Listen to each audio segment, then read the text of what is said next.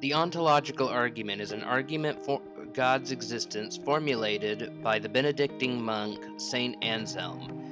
The argument has 5 premises. 1. It is possible that a maximally great being exists. 2.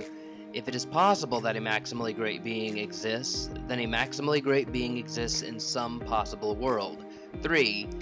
If a maximally great being exists in some possible world, then he exists in every possible world. 4. If a maximally great being exists in every possible world, then he exists in the actual world. 5. If a maximally great being exists in the actual world, then a maximally great being exists. 6. Therefore, a maximally great being exists.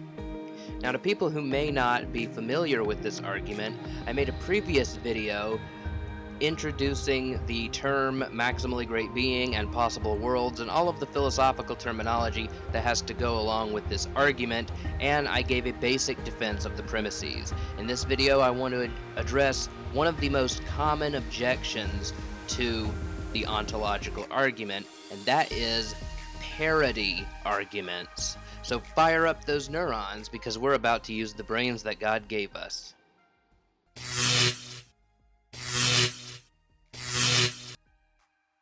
When many atheists try to refute the ontological argument, a lot of them find that they cannot falsify any of the premises. Rather, they intend on taking the logic of the argument to show that if this argument were considered to be a sound argument, then it would entail the existence of many things that we know don't really exist. Examples would be that of a maximally great island, or a maximally great pink unicorn, or a maximally great lion. This argument tactic is known as reductio ad absurdum. Victor Stenger, in his debate with William Lane Craig, appealed to the existence of a maximally great pizza. As a pizza lover, I would love for this argument to be sound. Unfortunately, it isn't. For example, what properties belong to a pizza? A pizza must be able to be eaten. If it can't be eaten, it lacks one of the essential properties that makes a pizza a pizza. What I mean here is that a pizza, like all things, have certain properties that it must have in order to be what it is. If it lacked at least one of those properties, it would no longer be that thing, but instead be a different thing. In philosophy, an essential property is understood to be a property that something must have in order to be what it is. An accidental property, by contrast, is something to be considered what it is. In other words, if X has properties 1, 2, and 3, and let's say that properties 1, 2, and 3 are properties that X must have in order to be called an X, it is impossible for X to not have properties 1, 2, and 3. If X lacked properties 1, 2, and 3, then it would not be X. On the other hand, there are properties that X has, but that it doesn't require to have in order to be X. For example, let's say that properties 4, 5, and 6 are properties that a particular X has, but doesn't have to have in order to be considered an X. X could lack 4, 5, and 6 and still be called an X, but X has to have properties 1, 2, and 3 in order to be called an X. To use a non-abstract example, an automobile has certain essential properties and certain accidental properties. The essential properties would be things like wheels, an engine, and a gas tank. These are properties that any automobile has to have in order to be an automobile. If it lacked any of these things, it wouldn't be an automobile.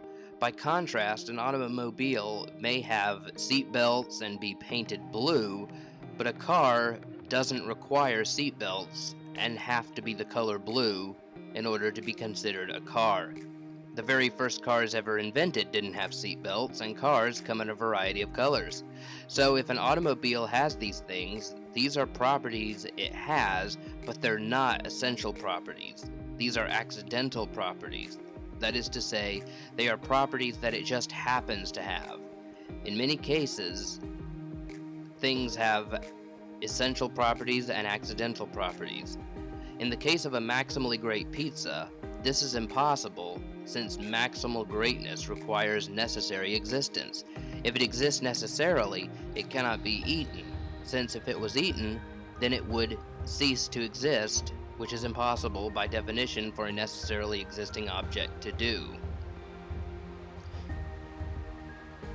Why can't you eat the maximally great pizza? Because maximal greatness involves necessary existence, as I've argued when I gave my defense for premise 3 in the previous video. Necessary existence entails that it cannot fail to exist. If you eat the pizza, it no longer exists. It turns into poop at some point after eating it. Therefore, it isn't maximally great. Moreover, a pizza cannot know anything. Maximal greatness entails omniscience. A pizza cannot know anything. Moreover, maximal greatness entails being everywhere present. Is this pizza that Stinger was talking about infinitely tall and infinitely wide or something? William Lane Craig said in his Defenders class that, quote, "The properties that go to make up maximal greatness have intrinsic maximal values. Things like being all-knowing means knowing all truth. There is a kind of maximum quality there that you can't get beyond. You know all truth. Being omnipotent is being able to do anything that is logically possible, or being all good. These have intrinsic maximal values. By contrast, something like a most perfect island or a maximally great island doesn't seem to have those kinds of intrinsic great-making properties. In the case of islands, for example, there could always be more palm trees and more hula girls to increase the greatness of the island. It is not even obvious what the intrinsic properties of a greatest possible island would be. That seems relative to your interests. You can think of a great island as a remote desert where you can be all by yourself, or one that is bursting with fine resort hotels and all sorts of entertainment. It is relative to the interests of the vacationer.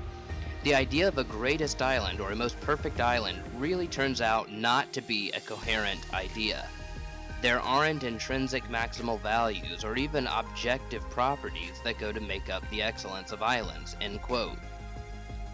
Moreover, I would add to what Craig said that the definition of an island also entails being a small patch of land surrounded by water.